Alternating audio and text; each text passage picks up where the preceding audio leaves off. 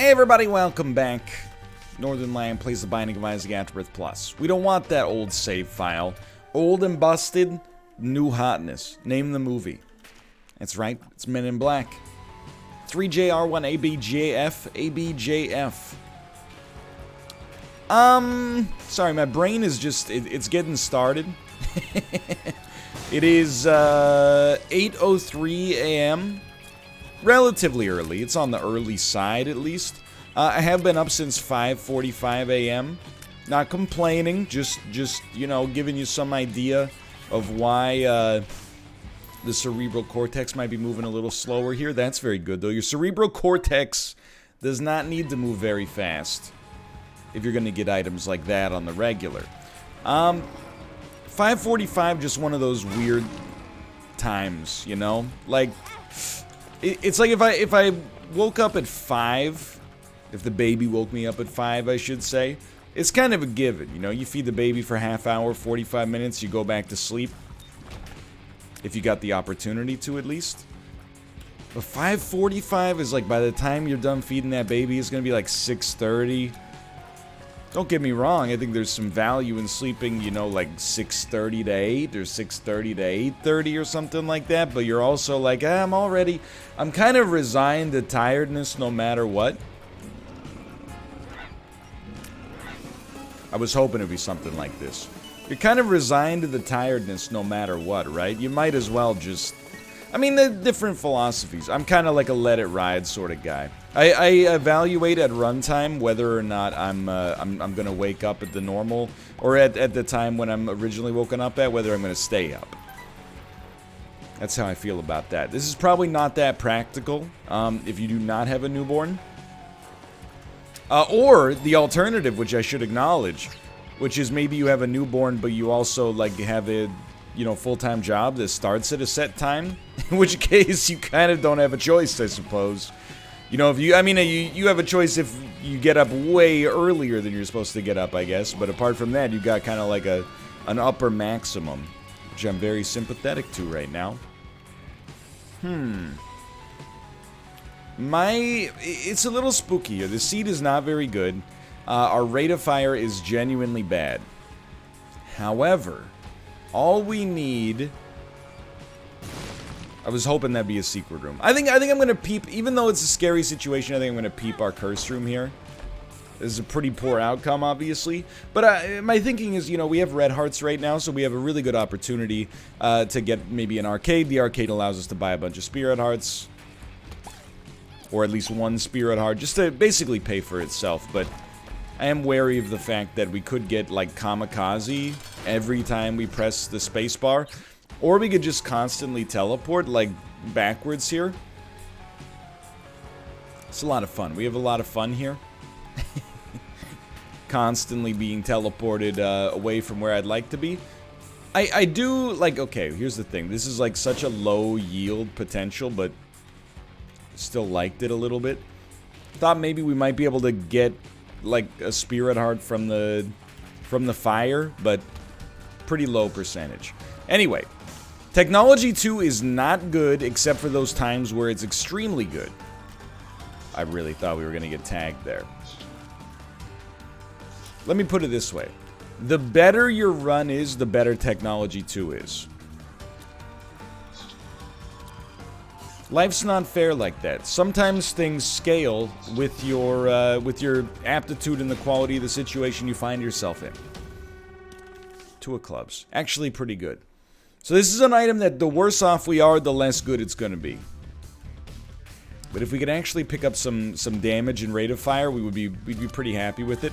I'm kind of hoping at this point that maybe like we leave that battery charge and we get like Satanic Bible from our boss, or from our Devil Deal. Or a library, I'm not really picky. The source of the book doesn't matter so much to me, just as long as we don't buy it at the campus bookstore, because it's going to cost us like 500 bucks. I will say, so there's a big difference between the Canadian post-secondary education system and the American post-secondary education system. It's not all worse in America. Can I be clear about that first? And I'm trying to get out of the habit of using America as shorthand for the United States of America. I've previously been under the impression that you shouldn't care that much about it because it's just, you know, everybody knows that America is a shorthand for the United States of America. And as a Canadian, I'm like, whenever people are like, North America, you know, America's a continent, so stop just calling one country the whole continent. I'm like, well, I'm from Canada, and nobody here gets mad about that. I've noticed on Twitter, there's a lot of people in South America that get very offended by the use of America as a colloquialism to refer to the whole, to refer to just the country of the United States. So you know what? As a Canadian, it doesn't upset me in the least, but I can't tell you how to feel. So I'll try to get out of the habit. But keep in mind there is, you know, 32 years basically of ingrained behavior there. And I've only recently, within the past 30 seconds, decided to start making that habitual. So if you'll just give me some time, I'm gonna work on it. But America, the United States of America, it's a land of extremes. You know, things can be at their best there and things can be at their worst there. The post-secondary education, you know, it's unbelievably expensive depending on where you go. It can be unbelievably expensive. But you also got, you know, the best universities in the world. I was gonna say some of, but at least, you know, from my understanding, not only do they have some of the best universities in the world, but they also have, like, the literal top universities in the world. You know, Harvard, Yale, Cambridge, Brown, Stanford, Princeton, Caltech, Berkeley, MIT, you know, blah, blah, blah. That's not even, like, those are just the ones that are, like, triple S tier. And I've probably forgotten, you know, at least, like, 25. But I will say, you know, tuition in Canada, not very expensive as a Canadian citizen. If you're an international student, it's more expensive for sure. I think we should go to our shop real quick. But everybody's getting bent over by textbooks. That's, like, that's the universal truth. And I will say, you know, I've had some, over the years, I've had some professors who were really cool about it. Like, you know what, I don't think they're able to, like, legally put it in the syllabus or something, but occasionally you'll learn to go to, like, your first lecture, and someone will ask, like, is the textbook for this course necessary? Professor will go like, yeah. If they say yeah, you don't really have much you can do. You're kind of stuck, okay? I would recommend eating it and buying it. Oh, let's go. You know, rather than risking, like, your GPA to try to save, like, a couple $100, if possible, at least. Or, you know, make plans with a friend to borrow. Like, there's a lot of dead textbook time, right? Like, what would you rather do? Spend $300 on a biology 201 textbook? Or, like, you and a friend go 50-50 and, you know, you study from 3 to 6 p.m. and they study from 6 to 9 p.m. Assuming you live close enough. I know there might be other options, but let's not even get into that. Okay. This is not huge in a good way, but it's something. There's something to this. No arcade really, it messed with our mojo here. But, yeah, we all get screwed on textbooks. The best is when you have a professor who is like so for my first programming class, I bought the textbook. And honestly, it actually worked out okay, because, like, I think I set myself up very well. Because I bought the textbook, and then, I missed the second lecture, because I was at home visiting my parents. So I just read, like, 7 chapters ahead in the textbook, and it taught me, like, the whole course before the lectures even happened. Nerd! Oh, you're a nerd! Dude, I was 27 years old. Nobody's trying to front in adult night class.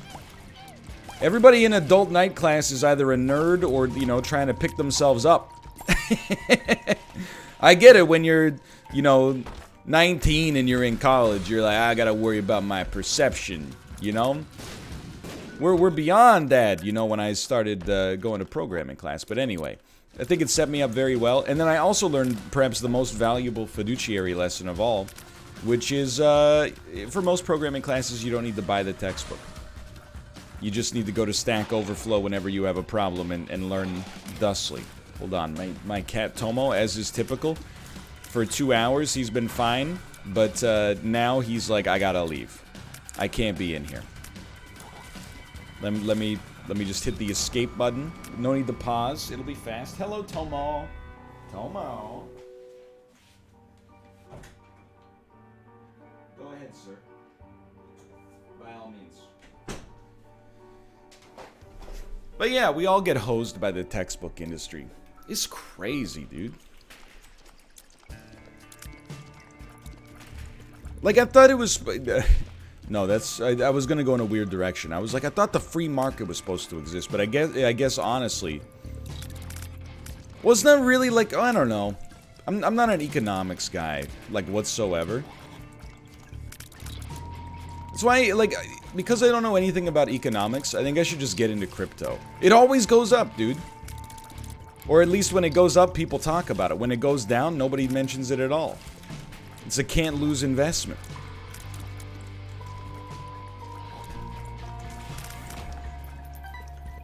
But I'm like, can't somebody just write a better textbook and then, like, they'll use that instead? Or can't somebody just release a very similar textbook but cut, like, you know, 45 bucks off the price? It seems like a situation, maybe the market for university textbooks is actually not that free. Maybe, like, the professor wrote the textbook and then is also making it be the textbook for the course. So that the university bookstore has to buy, like, 400 copies of it every year. That doesn't seem like a free market to me. That seems like a captive audience. But again, I wouldn't know. I did take microeconomics in university. I felt like I understood it well, but my transcripts sort of betray that point. I did pass the course. You got no danger of that. However, I am not proud of my mark. Let's leave it at that. Regardless, we're feeling okay about this run so far. Not good, but okay. Money's nice. A little bomb action would be good too. We could start blowing up some mushrooms maybe to take a look. Just really, like, the reason that this run kind of stinks right now is very simple. It started not amazing, and we have gotten basically no items that have changed that for us. So it's a pretty easy analysis to run. Like, all of the items that we've gotten, except for the soul and Krampus's head. But even Krampus's head, like, I feel weird even saying it. You know, okay, that's very nice, honestly. But it kind of compromises, or it took up a spot that could have been held by a more valuable item. Now, it also, like, could have been held by a worse item, but, I mean, I at least I got the opportunity cost concept nailed down. No, don't explode. Yeah, okay, because we want to be able to go back there and, maybe kick that bomb into the tinted rock. Anyway, I don't know. I'm trying to get the old conversation engine lubricated here. You love to see it. I'd still like to kick this over. I don't think it's gonna happen. To move it that distance is not hard. To kick it around the rock that it's on, that's a little cumbersome. Regardless, yeah, trying to get the banter engines going. Haven't really, like, I mean, as is always the case, you know, we haven't really had anything going on, you know? The baby, she poops, she cries. We're having to, like, it's very hard. Well, I don't know, it depends. Depending on the time of day, it's very hard to remember that the baby is a baby. Now, just give me a second to explain myself here. Yeah, I think we would prefer this. We want the speed, honestly. That helps immediately. Like, when the baby cries, and it's like 3 p.m., I'm like, I get it, you're a baby. You're crying, babies cry, what are you gonna do? I start to apply, like, unfair logic to the baby when she cries at, like, 5:30 a.m., like this morning. So, like, she's in her crib, everybody's sleeping peacefully, she starts crying. You do, like, a little... like, I mean, you're a machine yourself, you know? It takes a little while for you to boot. So you're a little fuzzy. You're like, is she really crying or is she just fussing? And then she starts crying again, and then you get into, like, bargaining. You're like, well, if she cries one more time, I'm gonna wake up. And then she cries one more time, and you're like, crap, they called my bluff. Anyway, So then, like, I wake up because the baby is crying. I go to the bathroom, you know, create a dry bladder environment for myself so I can focus on, you know, the child rearing aspect of things without being distracted. And then when I come out, the baby is like asleep or pretending to be asleep. Her eyes are completely closed. And I'm like, what? You woke me up crying. And then like 45 seconds later, you're like, actually, I'm sleeping. So I'm like, no, we're not going to do that. You're going to wake up.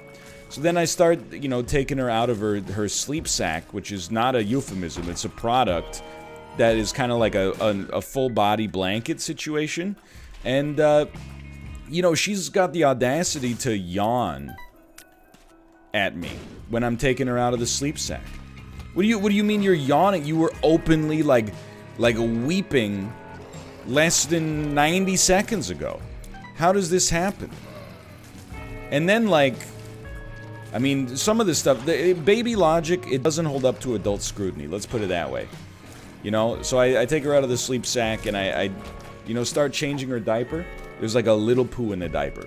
All right, seems a little surprising. You know, it's been like 6 hours and she's only produced, you know, this much waste to be excreted.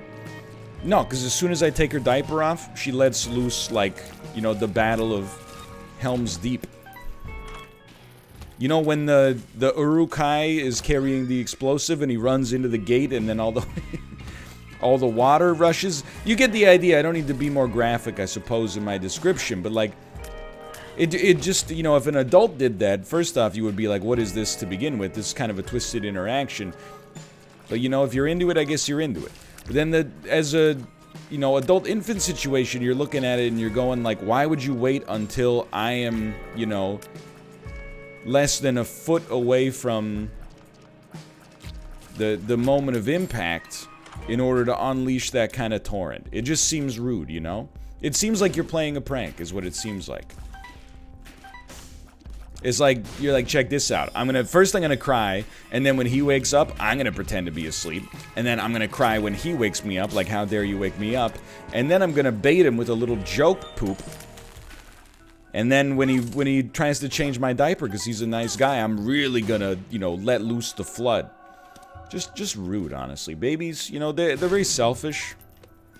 They care only for their own desires. Tomo, you'd like to come back in?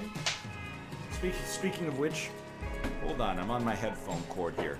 It's a whole thing, dude. I gotta get those blue teeth. Hello, Tomo. Come on in, buddy. Hello, my son.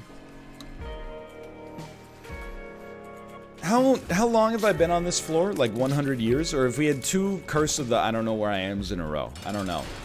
We do have a 90% deal with the devil chance, so I'm pogged up about that. Anyway, you get the idea. Essentially, like, you don't really work with a newborn, you kind of like work around a newborn.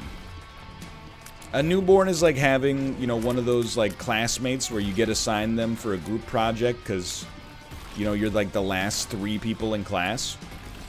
It's like you, as the valedictorian, the odd person out, because, you know, there's like a group of 4 friends who are inseparable, but then, oh, you're only allowing groups of 3? Oh no, dude.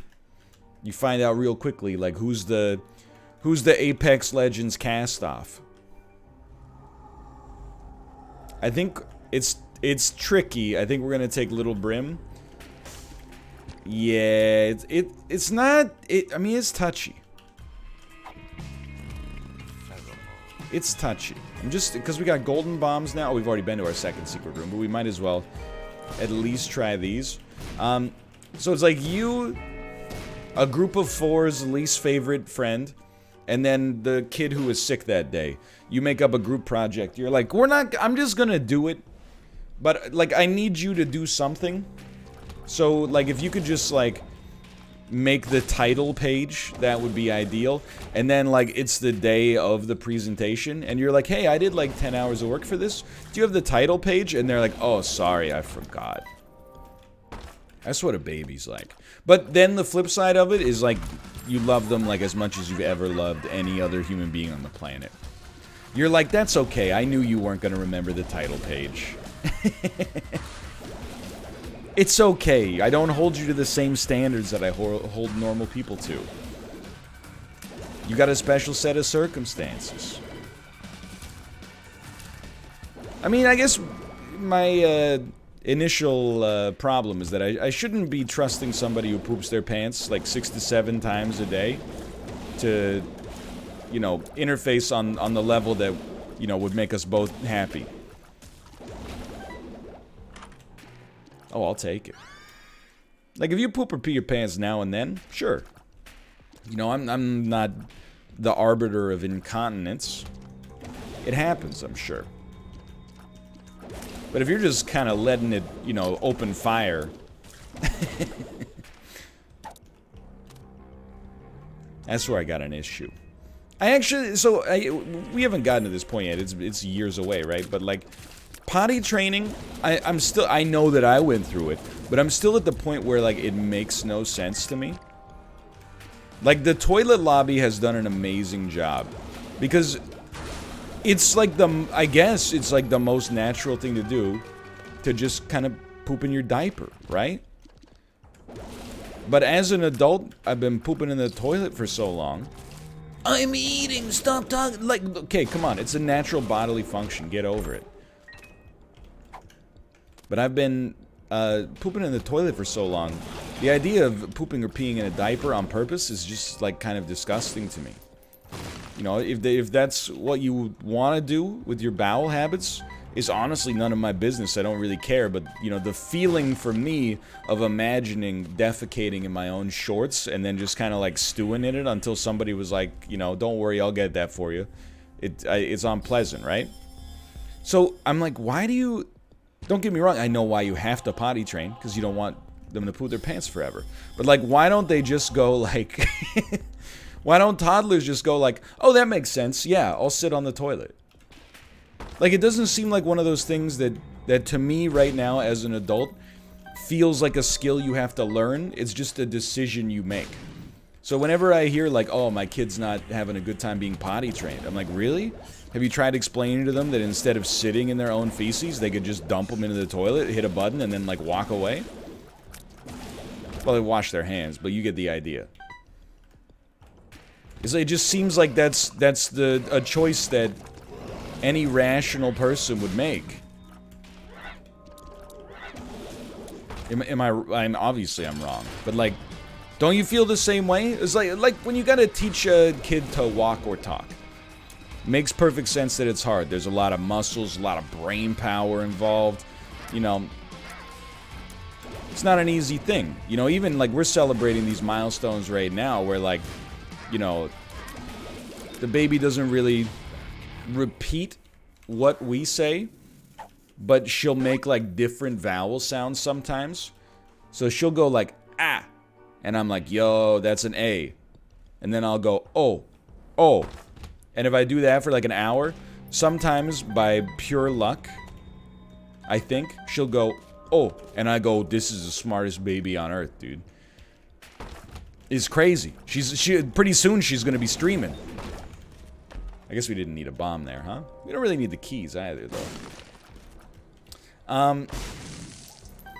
That makes sense to me. It's difficult. It's not an easy task to learn, you know, how to speak. But the toilet training to me is just one of those things that I don't want to say it doesn't make sense, but like as an adult, I think I can't possibly comprehend why, like, if you presented a PowerPoint slideshow to a toddler, they wouldn't be like, oh, you know what? First off, what you're saying makes a whole lot of sense. I'm going to start going to the toilet instead. I know, Mom and Dad, I don't think I need your help. It's mostly just sitting down and doing the same thing I was doing already, but in a different place, right? And then the second thing is I would probably expect an apology. I would expect them to be like, wait a minute, you've been changing these diapers for like 2 years when I could have just been yeeting them into the ether? Mom and Dad, I apologize. I didn't realize that this wasn't the way things were done.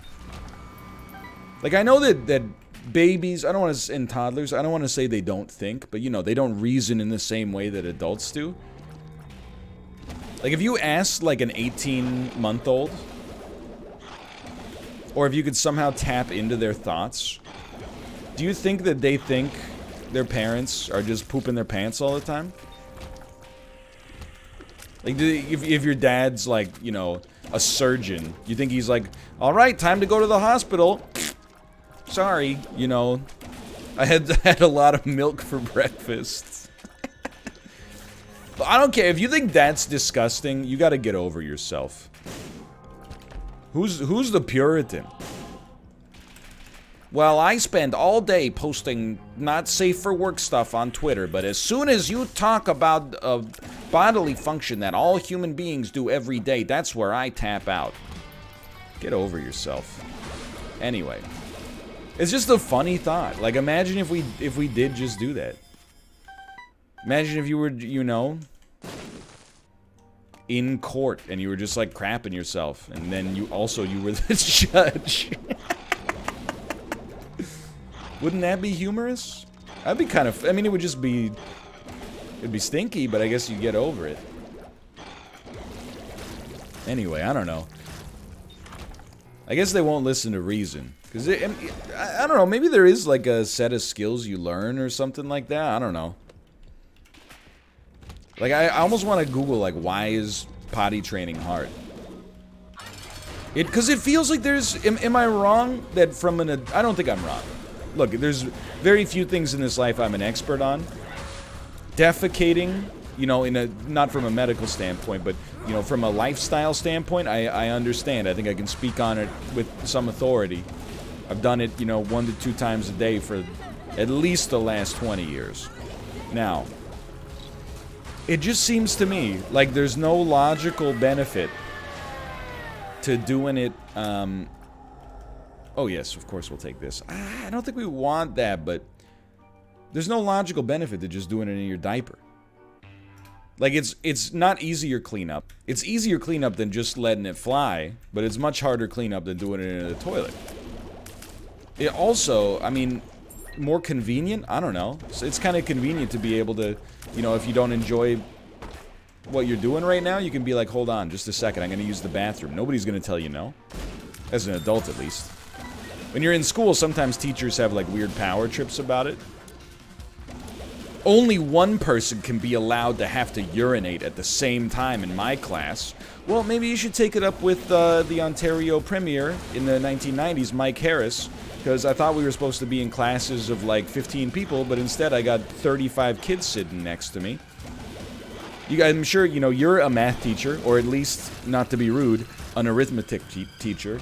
I'm sure that you can explain to yourself why maybe there would be more than one kid that has to go to the bathroom at the same time. No, you can't go to the bathroom right now. You're going to miss out on how to write S's in cursive writing. And if you miss out on how to write S's in cursive writing, you'll never learn how to cursive write. And if you cursive write, or if you can't cursive write, you're going to be stuck printing. And if you're stuck printing, when you get to college, you're never going to be able to write fast enough because the professors, apparently in university, all the professors, they always talk like this, and then, oh, excuse me, sir, can you repeat that? No, that's not my job to repeat it. It's your job to listen to it. And then you won't be able to keep up with the notes, and if you can't keep up with the notes, you're going to end up living in a van down by the river. Like, get over yourself. Is second grade. It's way more important that I go to the bathroom than I learn how to, like, I don't even know, say hello in French for the 45th time. Or sing the Je suis une pizza avec du fromage. Phony below. Okay, I'm giving a lot of flashbacks to anybody that's taken introductory French class. Get over yourself. We don't want those. This is still like a slightly dangerous run just because our damage stat is not that impressive, but Brimstone obviously helps out a ton. Anyway, I'm just saying. Like, I want to Google it because it doesn't make sense to me on a logical level why someone would choose to go in the diaper if they could go in the toilet. But I think that just means that rather than belabor the point, we should accept that it's something where, you know, adult logic doesn't apply. You know, toddler logic applies. Now, there are some bad things about toddler logic, you know, like potty training seems annoying. There's also some good things about, you know, toddler logic. It seems like they're very easily amused. Like, I feel like if you gave, you know, your average 30-year-old an action figure, they would be like, what do you want me to do with this? This isn't a cell phone. You give your average toddler like a ball of aluminum foil, and they're like, look at me, I'm Lionel Messi. Oh, look at me, now that's the moon, and I'm in outer space.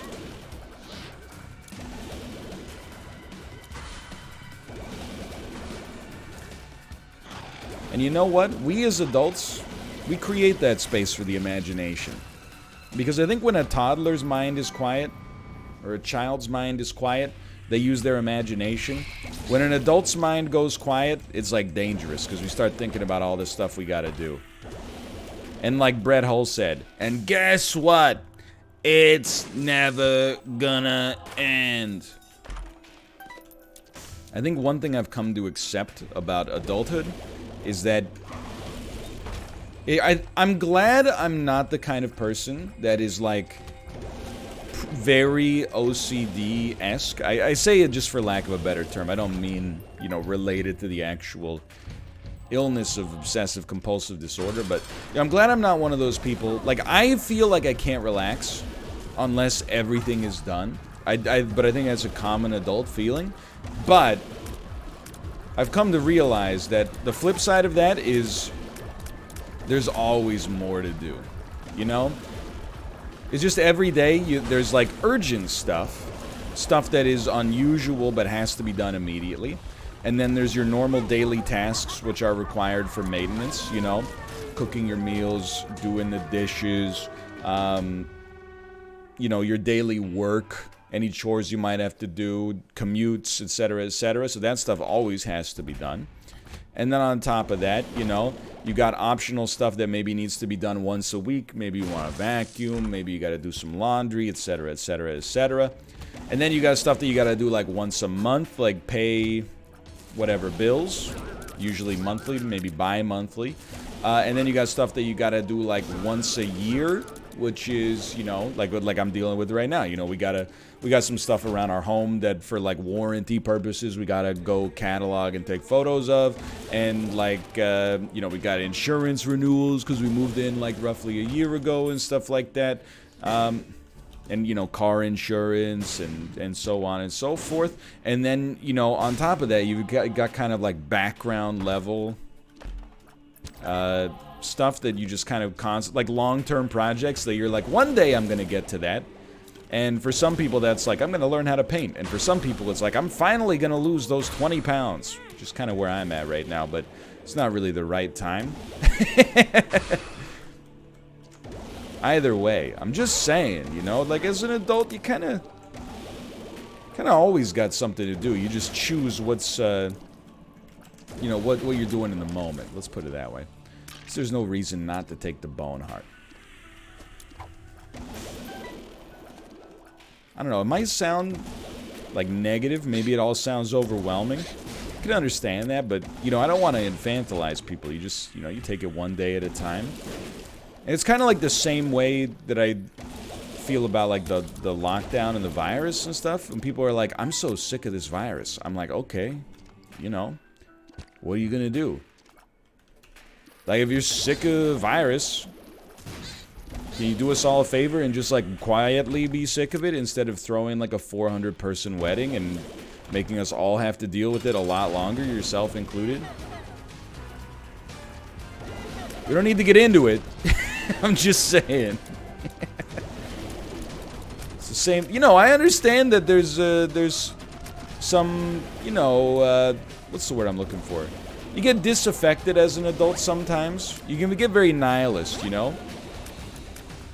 Because sometimes, like, here's the way and it's much different with a newborn, because, like, so much time gets taken up by the newborn. Even if it's not that difficult, like, the tasks that you have to do to rear a child at this age are dead simple, you know? Put milk in bottle, warm up bottle, hold bottle and baby, execute diaper changing subroutine. You know, it's very easy. But it does take up a lot of time, and the time is kind of unexpected. So sometimes, you know, like if I want to play like half an hour of casual Rocket League, I have to budget like 6 hours ahead. I have to be like right now it's like 8:30 a.m. It could be like, oh man, we have a doctor's appointment at like 2:30. If I finish a video at 2, no, that's not enough time because we got to drive there. And then also, you know, we got to get some groceries along the way. And then, of course, you know, maybe I got 4 hours of free time tonight, but in that free time, I got to set the videos. And then, we still, like, I got to get that insurance renewal done, but they're only open till 5. It's the necessary, you know, elements of life. I'm not upset by it. I'm just saying you gotta plan for it. You gotta plan ahead. Now, you know, I have full awareness of the fact that shouldn't be complaining about not being able to play enough Rocket League as somebody who is the father of a 5-week-old infant. I'm not really complaining. I'm just giving perspective, I guess. I'm not going like, doesn't anybody else see how frick this is? The baby won't let me play car ball. But I'm more like, you know, every once in a while, sometimes, you know, in the morning or the afternoon, you're like, I'm looking forward to that free time I'm going to have tonight. And then, you know, as you go, I'm going to cook dinner. Oh, now I got to do the dishes. Well, now that I've done that, you know, we should really get ahead in the laundry so we don't have to do the laundry tomorrow. And then we'll do this, and we'll do this, and we'll do this. And you're like, what the heck? It's like 9 p.m. and I got to give the baby a bath. And then I might as well go to bed at like right after that, because if I don't go to bed right after that, I'm going to get like 3 hours of sleep tonight because, you know, the baby's going to wake up at like 3:35 a.m. It's good. Like, that's the thing that's messed up, is that, like, if a job treated me like this, I would be upset. But, you know, with my infant treating me like this, I'm like, I would, you know, double it. And it wouldn't even be a problem. I would be more sleepy, though. I don't like that room. Quite frankly, I just don't like that room. Multi-dimensional baby, do you double the laser? You do double the laser. Just putting it in perspective. You know what's messed up is, so I think people always, like, they want retirement to happen. Because they're like, oh, then I'll be able to, like, at least... Like, retirement is almost like... Okay, this is gonna be a little depressing, maybe.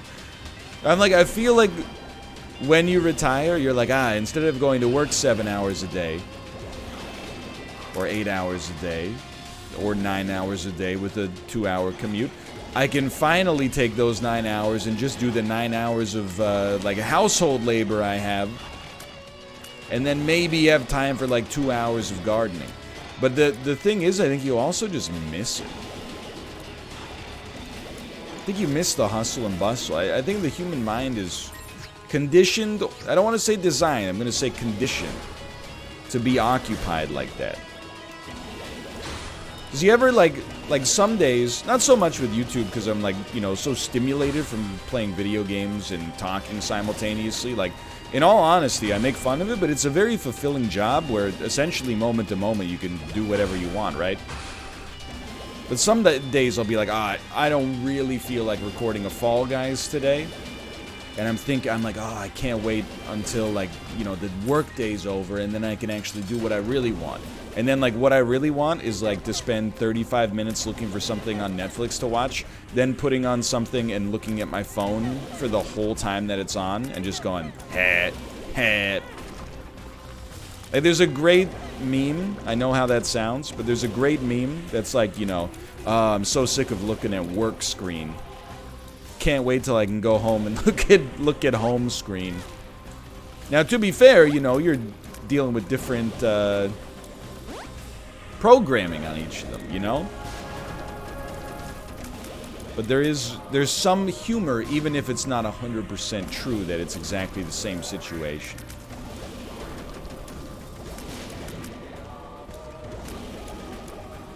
Which is why I get so mad about dress code stuff, dude. Like, if it's your job to, like, punch numbers into a spreadsheet, why does your boss care if you come to work in pajamas?